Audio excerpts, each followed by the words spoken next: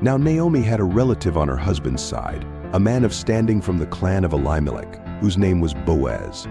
And Ruth the Moabite said to Naomi, "Let me go to the fields and pick up the leftover grain behind anyone in whose eyes I find favor."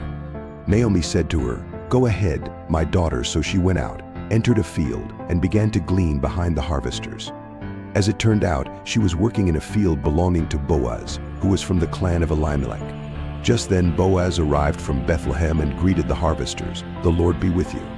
"The Lord bless you," they answered. Boaz asked the overseer of his harvesters, "Who does that young woman belong to?" The overseer replied, "She is the Moabite who came back from Moab with Naomi." She said, "Please let me glean and gather among the sheaves behind the harvesters." She came into the field and has remained here from morning till now, except for a short rest in the shelter. So Boaz said to Ruth, "My daughter, listen to me. Don't go and glean in another field, and don't go away from here. Stay here with the women who work for me. Watch the field where the men are harvesting, and follow along after the women. I have told the men not to lay a hand on you. And whenever you are thirsty, go and get a drink from the water jars the men have filled." At this, she bowed down with her face to the ground. She asked him, "Why have I found such favor in your eyes that you notice me a foreigner?"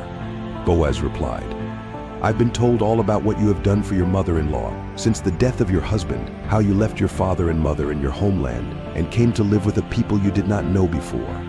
May the Lord repay you for what you have done. May you be richly rewarded by the Lord, the God of Israel, under whose wings you have come to take refuge. May I continue to find favor in your eyes, my Lord," she said. "You have put me at ease by speaking kindly to your servant, though I do not have the standing of one of your servants." At mealtime Boaz said to her, "Come over here. Have some bread and dip it in the wine vinegar." When she sat down with the harvesters, he offered her some roasted grain. She ate all she wanted and had some left over. As she got up to glean, Boaz gave orders to his men, "Let her gather among the sheaves and don't reprimand her. Even pull out some stalks for her from the bundles and leave them for her to pick up, and don't rebuke her." So Ruth gleaned in the field until evening. Then she threshed the barley she had gathered, and it amounted to about an ephah. She carried it back to town, and her mother-in-law saw how much she had gathered. Ruth also brought out and gave her what she had left over after she had eaten enough. Her mother-in-law asked her, "Where did you glean today? Where did you work? Blessed be the man who took notice of you." Then Ruth told her mother-in-law about the one at whose place she had been working. "The name of the man I worked with today is Boaz," she said. "The Lord bless him," Naomi said to her daughter-in-law. "He has not stopped showing his kindness to the living and the dead," she added. "That man is our close relative. He is one of our guardian redeemers." Then Ruth the Moabite said, "He even said to me, 'Stay with my workers until they finish harvesting all my grain.'"